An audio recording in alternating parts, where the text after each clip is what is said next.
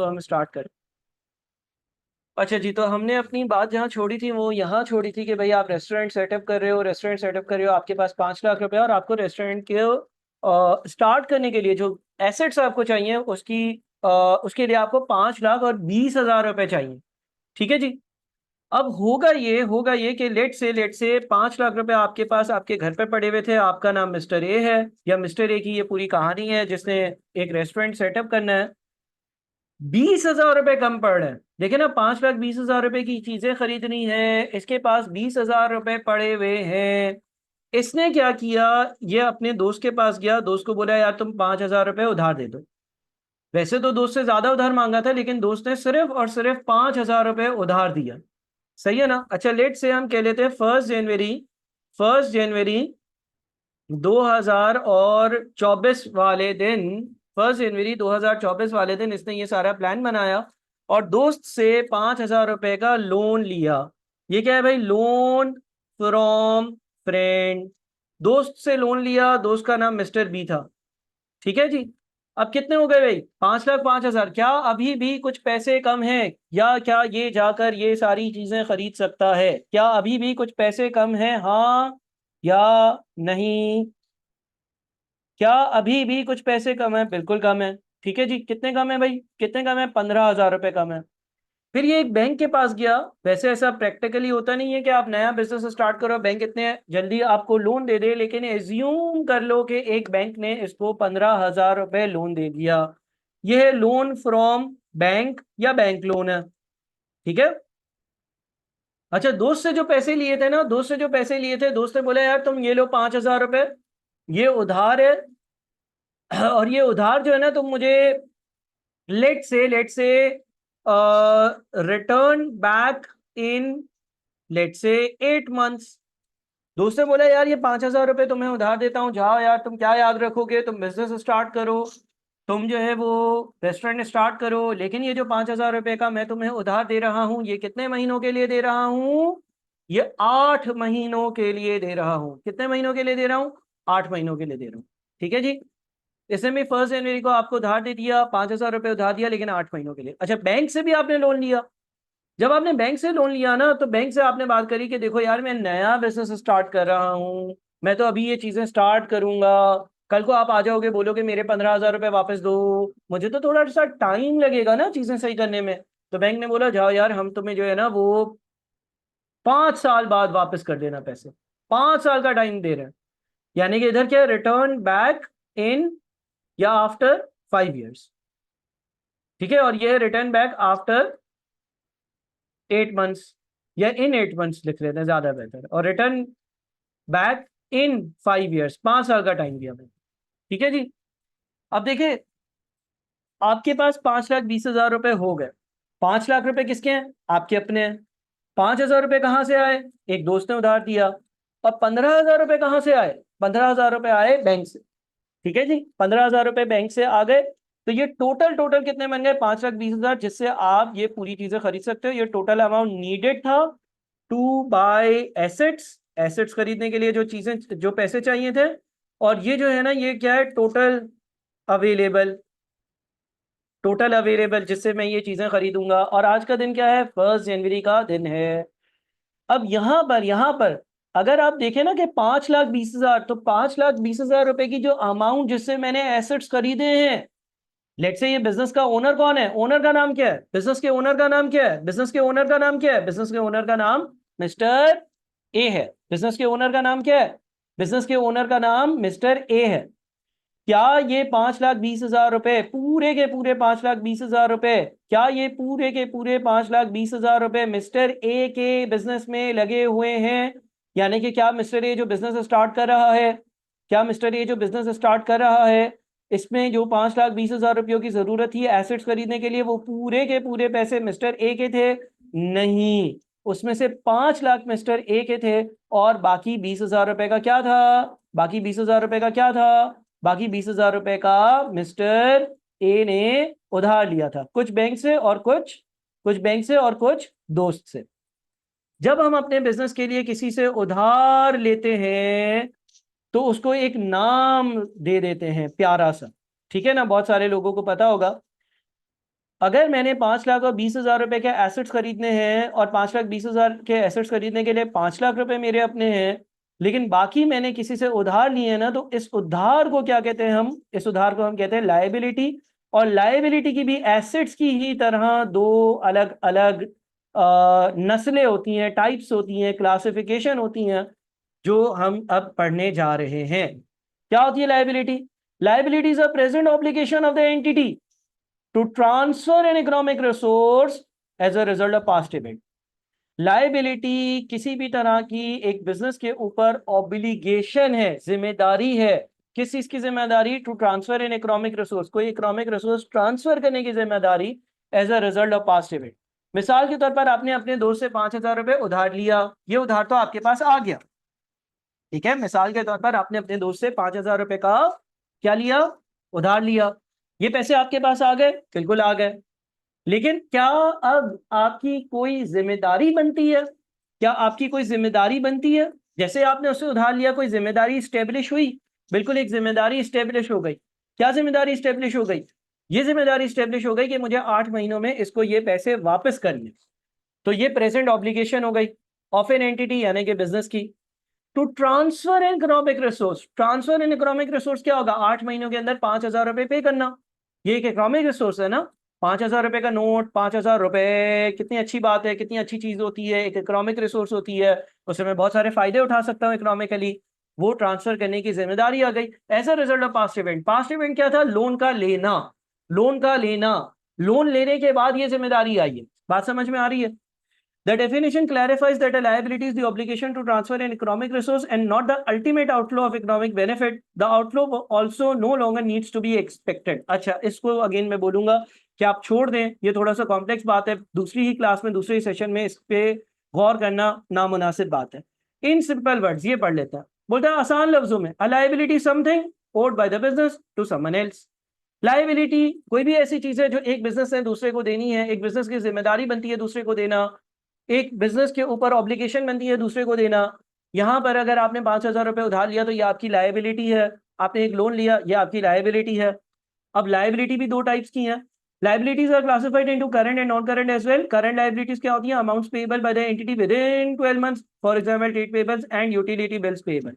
अगर मुझे किसी को 12 महीने के अंदर अंदर पेमेंट करनी है, अगर मुझे किसी को 12 महीने के अंदर अंदर पेमेंट करनी है, अगर मुझे किसी को 12 महीने के अंदर अंदर पेमेंट करनी है, तो उसको मैं करंट लायबिलिटी कहूंगा। और अगर मुझे किसी को 12 महीने के बाद पेमेंट करनी है, तो उसको मैं नॉन करंट लायबिलिटी कहूंगा। Amounts payable more than 12 months after the reporting date, for example long term loan, long term bank loan. तो अब इन दोनों में से मुझे बताओ, करंट लायबिलिटी ये होगी, करेक्ट। और ये क्या होगी? ये क्या होगी सर? ये नॉन करंट लायबिलिटी होगी। एग्री करते हो? करंट लायबिलिटी इसलिए क्योंकि दोस्त ने बोला कि मुझे वापस करना पैसे 8 महीनों के अंदर, लेस देन 1 ईयर का टाइम, और बैंक ने बोला मुझे वापस करना पैसे 5 सालों के अंदर, मोर देन 1 ईयर का टाइम। मैं अगले साल, उससे अगले साल, उससे अगले साल, उससे अगले साल या उससे अगले साल वापस कर सकता हूं। प्यारे बच्चों, यहां तक बात समझ में आई है या नहीं? मुझे बताएं, मुझे बताएं, यहां तक बात समझ में आई है या नहीं समझ में आई है? सही है जी, क्लियर है यहां तक? चले जी, अब हमने ये देख लिया कि भाई एसेट क्या है, लायबिलिटी क्या है। अच्छा, हमेशा याद रखिएगा कि अकाउंटिंग एक बेसिक अकाउंटिंग इक्वेशन है, एक बेसिक अकाउंटिंग इक्वेशन है। और वो बेसिक अकाउंटिंग इक्वेशन क्या है? Assets is equals to capital plus liabilities. और इसको थोड़ा सा अगर एक्सपेंड करें तो एसेट्स में दो चीजें हैं। एसेट्स में एक आपके पास नॉन करंट एसेट्स है, नॉन करंट एसेट्स है, और एक आपके पास करंट एसेट्स है। ठीक है जी। तो आप जब नॉन करंट एसेट्स और करंट एसेट्स को ऐड करते हैं तो आपके पास कैपिटल बन जाता है। और लायबिलिटीज में दो लायबिलिटीज होती हैं, एक करंट लायबिलिटी है और एक आपके पास नॉन करंट लायबिलिटी है। ये बेसिक अकाउंटिंग इक्वेशन है। ये बेसिक अकाउंटिंग इक्वेशन कहता है कि एक बिजनेस में एसेट्स की वैल्यू कैपिटल प्लस लायबिलिटीज की वैल्यू के बराबर होगी।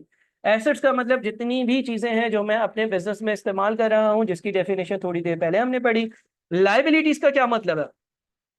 लोगों का उधार। और कैपिटल का मतलब क्या है? ओनर का अपना इन्वेस्ट करा हुआ पैसा। जिस तरह से इस सवाल में क्या चल रहा है?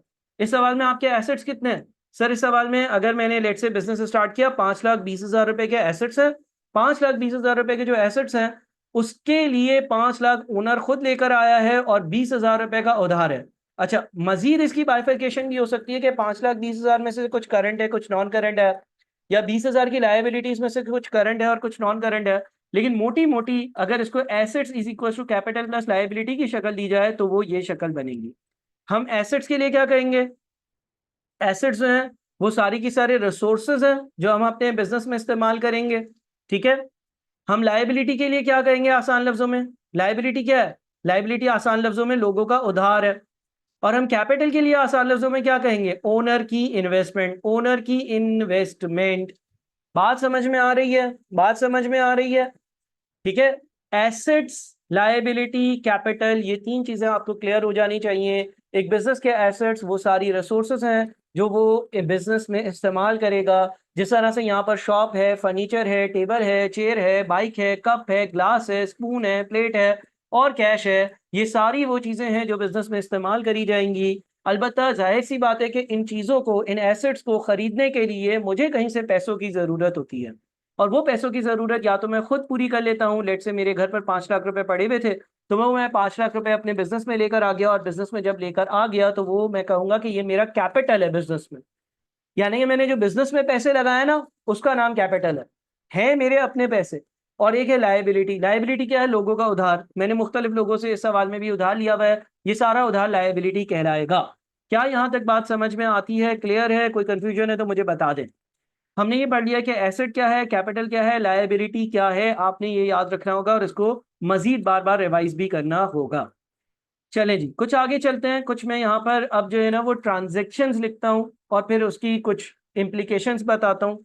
लेट्स से हम इसको यूँ लिखते हैं, mister A started business by bringing ₹500,000 cash into the business which will be used to buy various assets. Number two, Mr. A bought Mr. A bought shop ₹300,000 from the cash in hand in business. Number three, Mr. A bought, लेट से हम कह लेते हैं ऊपर वाली ही amounts ले लेते हैं, फर्नीचर और टेबल्स ना। Mister A bought furniture ₹100,000 from cash in hand. Number four हम ये कह देते हैं कि mister A bought tables, mister mister A bought table ₹50,000 from cash in hand. ठीक है। 5 हम कह देते हैं मिस्टर ए बोरोड, या चलो यहीं तक रुकते हैं अभी। ठीक है जी, यहीं तक रुकते हैं। ऊपर वाली एग्जाम्पल से नहीं, यहीं पर हम यहां तक पॉज कर देते हैं। ठीक है जी, ये 4 बातें आपके सामने लिखी हुई है। ये 4 बातें लिखी हुई है। पहली बात क्या लिखी हुई है? अच्छा, कुछ मैंने वैल्यूज कोशिश करा है ऊपर वाले एग्जाम्पल की लिखूं, लेकिन हो सकता है कि आगे वाली एग्जाम्पल्स में मैं उसको डिफर कर दूं। तो ऐसा नहीं है कि ये ऊपर वाले से कोई कंटिन्यूएशन। बहरहाल यहाँ पर क्या लिखा हुआ है? Mister A started business by bringing ₹500,000 cash into the business which will be used to buy various assets. ठीक है। मिस्टर ए जो है वो अपने घर से 5 लाख रुपए बिजनेस में ले आया, और उन 5 लाख रुपयों से वो बहुत सारे मुख्तलिफ एसेट्स खरीदेगा। फिर मैंने लिखा mister A bought shop ₹300,000 from the cash in hand in business. Mister A ने 3 लाख रुपए की एक शॉप खरीद ली जो उसके पास पैसे थे बिजनेस में उसके जरिए। Mister A bought furniture ₹100,000 from cash in hand. फिर उसने 1 लाख रुपए का कोई फर्नीचर खरीद लिया। Mister A bought table ₹50,000 from cash in hand, और फिर उसने 50,000 रुपए का एक टेबल खरीद लिया। मैंने पूरी कहानी नहीं, मैंने एक छोटी सी मुख्तसर सी छोटी सी कहानी आपके सामने लिखी है। और इस कहानी का मकसद क्या है?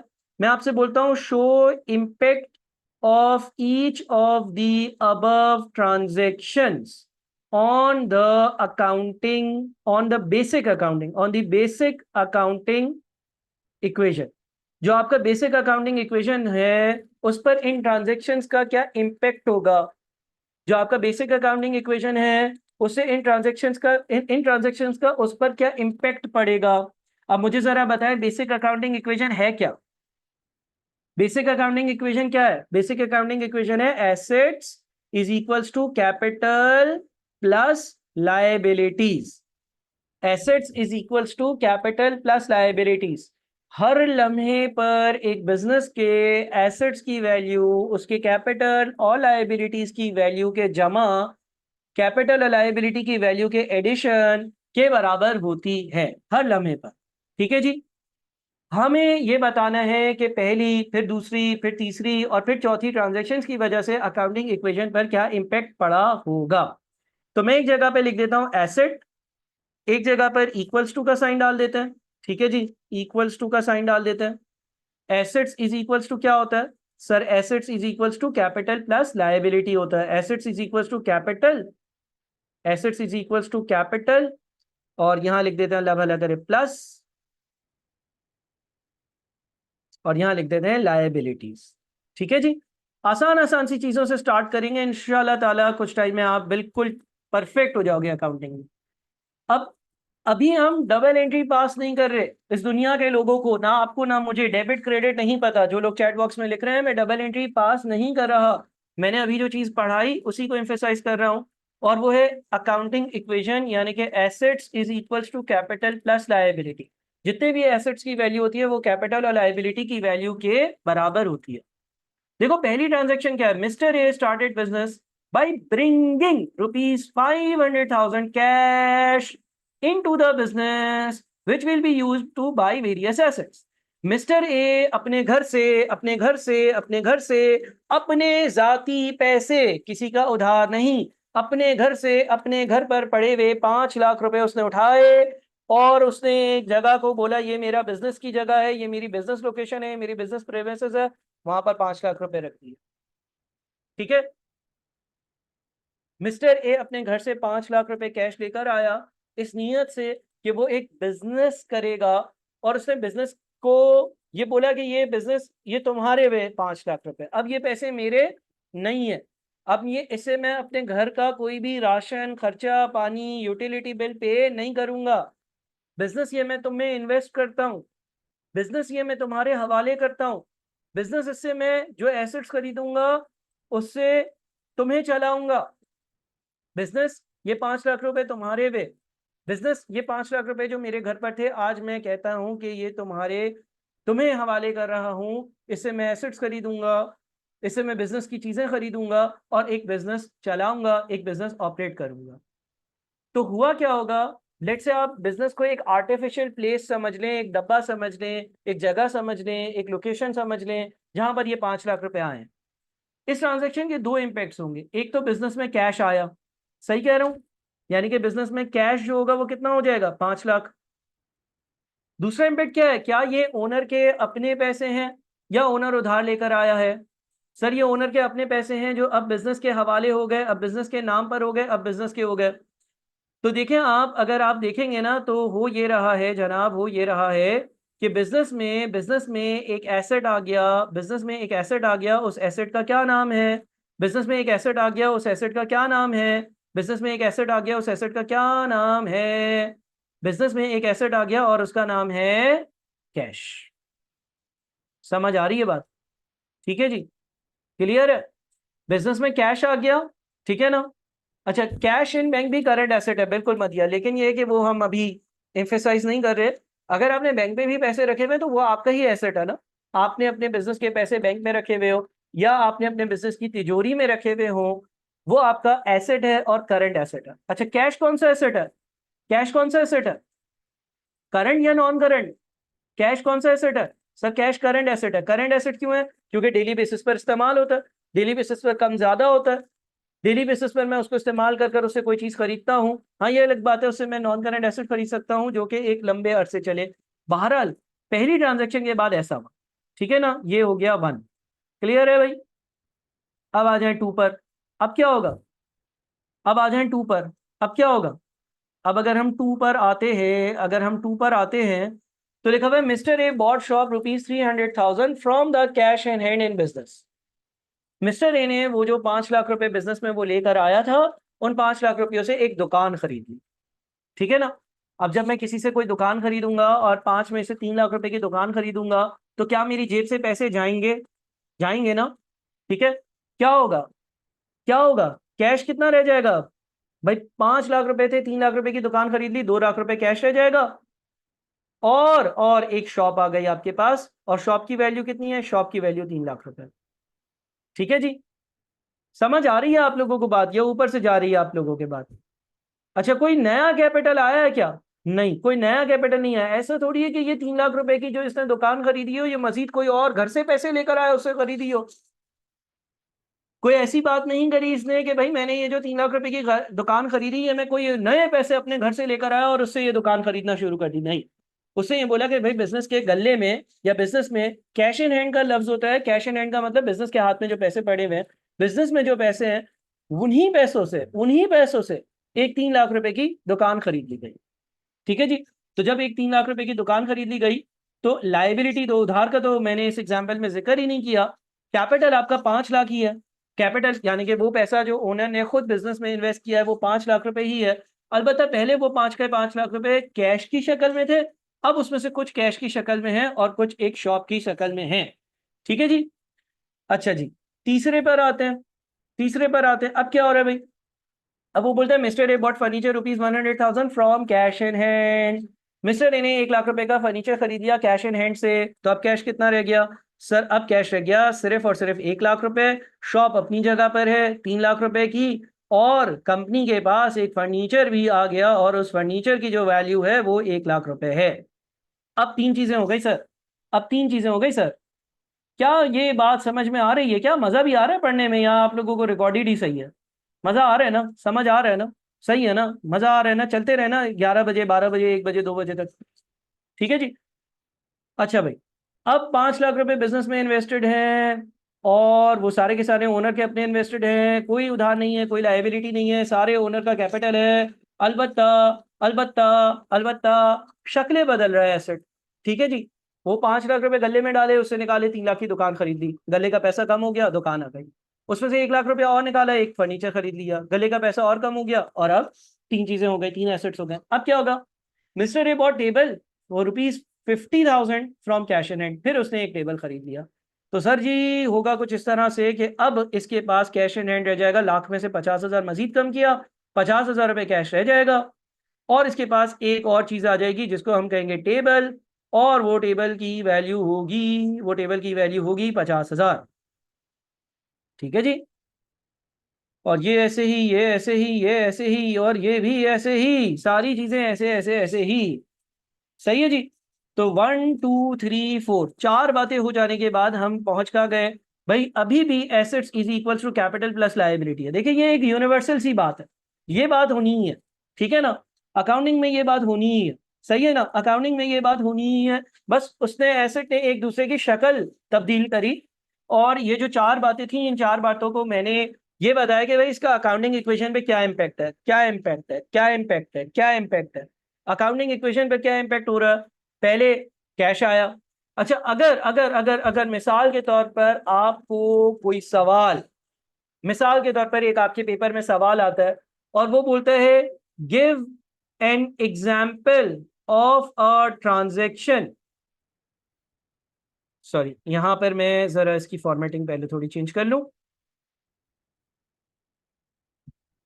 Give an example of an accounting transaction where an asset where an asset increases and capital increases। अगर आपके पेपर में एक सवाल आ जाए और वो सवाल ये बोले कि give an example of an accounting transaction, एक ऐसी अकाउंटिंग ट्रांजैक्शन की मिसाल दो, एग्जाम्पल दो, वेर एन एसेट इंक्रीजेस, जहां एक एसेट इंक्रीज हो रहा हो, एंड कैपिटल इंक्रीजेस, और कैपिटल इंक्रीज हो रहा हो, तो क्या बोलोगे? आप बोलोगे सर अब हमें अकाउंटिंग बहुत बेहतरीन आ गई है, ये जो पहली बात आपने सिखाई थी ना ये ऐसी ही है। पहली बात क्या है? Mister A started business by bringing ₹500,000 cash into the business which will be used to buy various assets. Mister A अपने घर से 5 लाख रुपए लेकर आया, जिससे बिजनेस के लिए वो मजीद बहुत सारे मुख्तलिफ एसेट्स खरीदेगा। ये एक ऐसी अकाउंटिंग ट्रांजेक्शन है, ये एक ऐसी अकाउंटिंग ट्रांजेक्शन है कि जिसमें एक एसेट इंक्रीज हो रहा है जो कि कैश है, और एक साइड पर एक कैपिटल इंक्रीज हो रहा है, तो ये हमारा आंसर होगा। ठीक है ना। इस ट्रांजेक्शन में क्या हो रहा है, कैश भी इंक्रीज हो रहा है, दूसरा क्या हो रहा है, दूसरा क्या हो रहा है, कैपिटल भी इंक्रीज हो रहा है।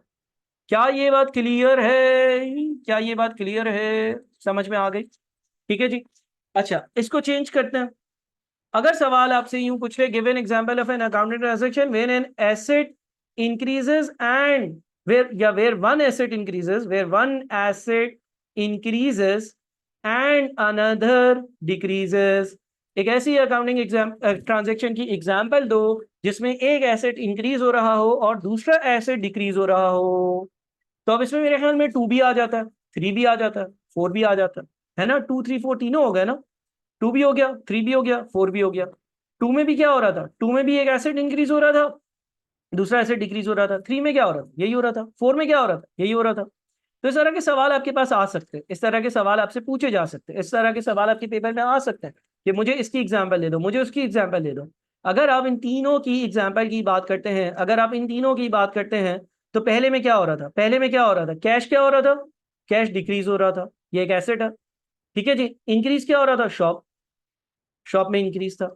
दूसरी एग्जाम्पल में क्या हो रहा था, दूसरी एग्जाम्पल में वापस से कैश डिक्रीज हो रहा था, तीसरे में कैश डिक्रीज हो रहा था। अच्छा, दूसरी में क्या इंक्रीज हो रहा था, फर्नीचर इंक्रीज हो रहा था, फर्नीचर इंक्रीज हो रहा था।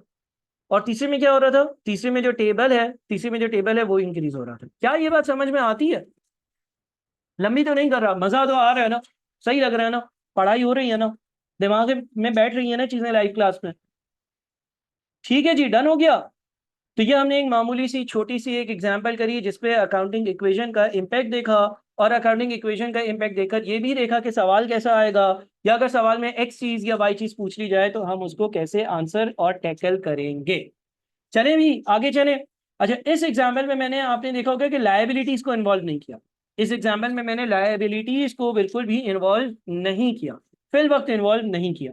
अब हम एक और एग्जाम्पल पर आते हैं, एक और तरह की एग्जाम्पल करेंगे तो उसमें हम लायबिलिटीज को भी इन्वॉल्व करेंगे। ठीक है जी। चले जी, एक और एग्जाम्पल लेते हैं। ये हम कह लेते हैं भाई कि आपके पास एग्जाम्पल नंबर 1 थी, एक एग्जाम्पल कर ली हमने, और अब हम कर लेते हैं एग्जाम्पल नंबर 2 कर लेते हैं। अच्छा, एग्जाम्पल नंबर 2 जो है उसमें मैं लिख देता हूँ, mister A started business with ₹500,000 cash which he brings from his home. Mr. A takes a bank loan in form of cash, rupees 200,000.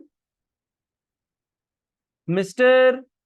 A Mr. A buys shop rupees 150,000 from cash in hand.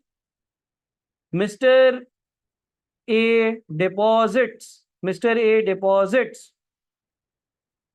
या चलो, mister A withdraws ₹25,000 for his home expense from the business, घर के खर्चों की।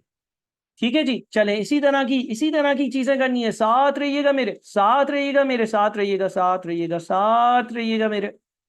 कर दिया copy, कर दिया पेस्ट, और इनको गायब करना है, गायब गायब गायब गायब गायब गायब गायब गायब गायब, और ये गायब। ठीक है जी। चलें, बताएं सबसे पहले क्या है, सबसे पहले क्या, mister A started business with ₹500,000 cash which he brings from his home, him home नहीं, हिज होम। 5 लाख रुपए ये बिजनेस में घर से ले आया, कैश इंक्रीज 5 लाख रुपए। ठीक है जी। कैपिटल के नीचे 5 लाख रुपए, लाइबिलिटीज के नीचे ₹0। सही है ना, सही कर रहा हूं ना। दूसरे में क्या हुआ, दूसरे में जनाब, mister A takes a bank loan in form of cash ₹200,000। ये बैंक गया, बैंक को बोला यार मुझे उधार दे दो, मुझे उधार दे दो। अच्छा, यहाँ पे मैं नॉन करंट करंट लाइबिलिटीज का जिक्र नहीं करता, बस ये बैंक गया, बैंक को बोला यार मुझे 2 लाख रुपए उधार दे दो, बैंक ने इसको दे दिए। ठीक है जी। तो अब कैश कितना हो गया, पिछला 5 लाख था, नया 2 लाख आया, कैश कितना हो गया, 7 लाख हो गया। 7 लाख में से अपने कितने हैं सर? 5 लाख। बैंक से कितना उधार लिया है? 2 लाख। जो उधार लिया उसको क्या कहते हैं? जो उधार लिया उसको क्या कहते हैं? लायबिलिटी। जो उधार लिया उसको क्या कहते हैं? लायबिलिटी। ठीक है जी।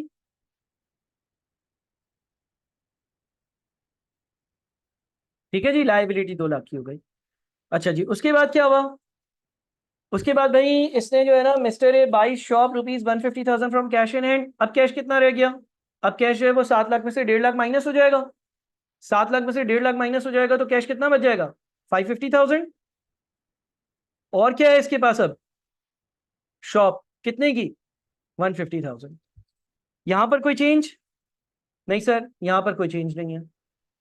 ठीक है, एसेट ने शक्ल बदली है, वो एक अलग बात है। ठीक है जी, आखिरी, mister withdraws ₹25,000 for his home expense from the business. अपने घर के खर्चों के लिए, अपने जाती घर के खर्चों के लिए ये बिजनेस से 25,000 रुपए ले गया। ठीक है। अच्छा, जब ओनर बिजनेस में पैसे इन्वेस्ट करता है, हम बोलते हैं ओनर कैपिटल लाया है, ओनर ने इन्वेस्टमेंट करी है। और जब वो कैश की फॉर्म में ये लेकर आता है तो हम बोलते हैं कि कैश इंक्रीज होगा और कैपिटल इंक्रीज होगा। जैसे कि वन में हुआ, वन में क्या हुआ? कैश इंक्रीज हुआ और कैपिटल इंक्रीज हुआ। 5 लाख रुपए वो लेकर आया, उसने बिजनेस को दे दिया, बिजनेस के पास 5 लाख रुपए आ गए और हमने बोला ये 5 लाख रुपए ओनर ने खुद इन्वेस्ट करें। अब वन का उल्टा हो रहा है, 4 1 का रिवर्स है। वन, पैसे लाना घर से, कैपिटल इंक्रीज और कैश इंक्रीज। 4 में क्या हो रहा है? उल्टा हो रहा है। कभी कभार ऐसा होता है ना, ओनर बोलते हैं यार मुझे घर के खर्चों के लिए कुछ पैसे चाहिए, बिजनेस से निकाल लेता हूँ, बिजनेस में बहुत सारे पैसे पड़े मैं घर ले जाता हूँ। तो यहां पर 4 में क्या हो रहा है? 4 में ओनर अपने घर 25,000 रुपए लेकर जा रहा है। इसको हम ड्रॉइंग्स कहते हैं। अगर ओनर अपने घर पर पैसे ले जाए ना तो इसको ड्रॉइंग्स कहा जाता है। ठीक है, कैपिटल का उलट है। ठीक है, होगा क्या? अब बिजनेस में कितने पैसे रह जाएंगे सर? अब बिजनेस में 5,50,000 नहीं बल्कि 5,25,000 बाकी रह जाएंगे, क्योंकि 25,000 ओनर अपने घर ले गया और एक शॉप होगी जो कि 1.5 लाख की है। और जब ड्राइंग्स करता है ना ओनर, तो उसका मतलब यह कि वो अपना पैसा जो उसने लगाया था बिजनेस में या लेकर आया था पहले, वो वापस घर ले गया। तो बिजनेस में इसके 5 लाख रुपए नहीं है, अब बिजनेस में इसके 475,000 है, क्योंकि 25,000 तो ये घर वापस ले गया और 2 लाख रुपए का उधार है। क्या ये बात समझ में आई? यहां पर हमने दो कॉन्सेप्ट्स इंट्रोड्यूस करे। एक ये कि लायबिलिटी भी इक्वेशन में आ सकती है और किस तरह से, और दूसरा हमने ये इंट्रोड्यूस करा कि ड्राइंग्स किस चीज को कहते हैं। क्या ये बात आपको समझ में आती है? ठीक है जी। अच्छा, पहली ट्रांजेक्शन में क्या हो रहा है? पहली ट्रांजेक्शन जो है ना, ट्रांजेक्शन नंबर 1 में कैश क्या हो रहा है? इंक्रीज। एंड कैपिटल क्या हो रहा है? कैपिटल क्या हो रहा है? इंक्रीज। दूसरी ट्रांजेक्शन में क्या हो रहा है? Cash increase and liability increase. तीसरी ट्रांजेक्शन में क्या हो रहा है? तीसरी ट्रांजेक्शन में क्या हो रहा है? Cash decrease and shop increase. चौथी ट्रांजेक्शन में क्या हो रहा है?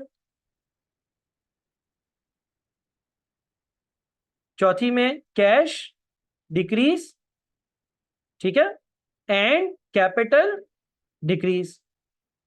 ठीक है जी। अच्छा, कैपिटल डिक्रीज हो रहा है इसलिए क्योंकि वो पैसे घर वापस लेकर जा रहा है। अगर आपसे कोई बोलेगा कि एक ऐसी ट्रांजैक्शन की एग्जांपल दो जिसमें एक एसेट इंक्रीज हो रहा हो और कैपिटल इंक्रीज हो रहा हो, तो आप पहली वाली दे दोगे, करेक्ट। अगर आपसे कोई पूछेगा कि ऐसी ट्रांजैक्शन की एग्जांपल दो जिसमें एक एसेट इंक्रीज हो रहा हो एंड लायबिलिटी इंक्रीज हो रही हो, तो आप दूसरी एग्जांपल की, दूसरी वाली जो ट्रांजैक्शन है उसकी एग्जांपल दे दोगे। अगर आपसे ऐसा बोला जाएगा कि एक ऐसी ट्रांजैक्शन की एग्जांपल दो जिसमें एक एसेट इंक्रीज हो रहा हो एंड एक एसेट डिक्रीज हो रहा हो, तो आप इसकी एग्जांपल दे दोगे, है ना। और अगर आपसे ये पूछा जाएगा कि एक ऐसी ट्रांजैक्शन की एग्जांपल दो जिसमें एक एसेट डिक्रीज हो रहा हो एंड कैपिटल डिक्रीज हो रहा हो, तो आप इसकी एग्जांपल दे दोगे। क्लियर है भाई यहां तक बातें? ठीक है जी, चले। तो यहाँ पर ये वाला सेशन ऑफ करते हैं, 10 मिनट के बाद दोबारा से वापस से मिलते हैं। यहाँ तक की चीजें आप अपने पास दिमाग में बैठा लें, फिर हम मजीद आगे चलते हैं। Thank you so much, take care, अल्लाह हाफिज।